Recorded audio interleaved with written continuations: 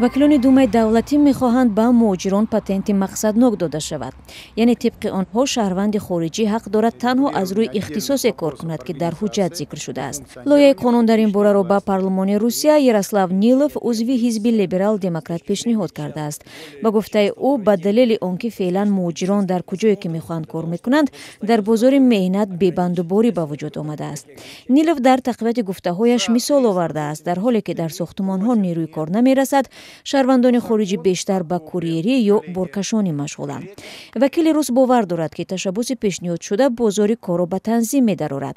با اقرار نیلوف روسیه واقعاً به کارگران خارجی نیاز دارد، اما به اعتقاد وی مهاجران باید به ساحه دقیق، کارخانه یا منطقه مشخص جلب کرده شوند.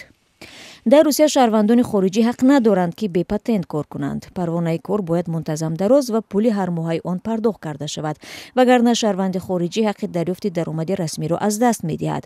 از روی معلومات وزارت کارهای داخلی روسیه در سال 2024 در روسیه 2 میلیون پتنت داده شده است. یاروسلاو نیلوف در مصاحبه با شبکه تلویزیونی RTV گفت عین حال به مهاجران پتنت یگانه داده می شود که طبق آن هر کس می تواند به حیث فراش، مکانیک، بیناکار و یا مثلا خطکشان کار کند. در عین زمان می افزاید وکیل در اجازتنامه کاری در خانه‌چه‌ای که باید کسب ذکر گردد خالی گذاشته می شود.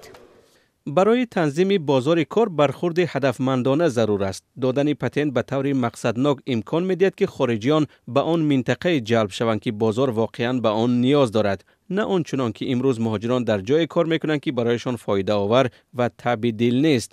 بسیاری از بیناکاران دیروزه به کوریری گذاشتند. در ساختمان‌ها امروز کمبودی دیده می‌شود. افضلیت ما ساحه ساختمان است. توسط پتنت‌های مقصدناک به این هدف نائل شدن ممکن است.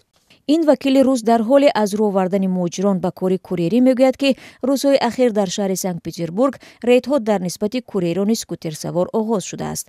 بنا به اطلاع پلیس این شهر تنها در روز اول رید 13 مهاجر بی‌حجت را مشخص کرده و 9 نفر دیگر را از اداره این واسطه نقلیات منع کردند. مصاحبان در صحبت با رادیو آزادی گفتند شماره مهاجران تاجیکی که این شب و روز سر اسکوترها بارکشانی میکنند به هزاران نفر میرسد و علاقه چندین کسی آنها را هنگام ریدها بازداشت و اخراج نمودند.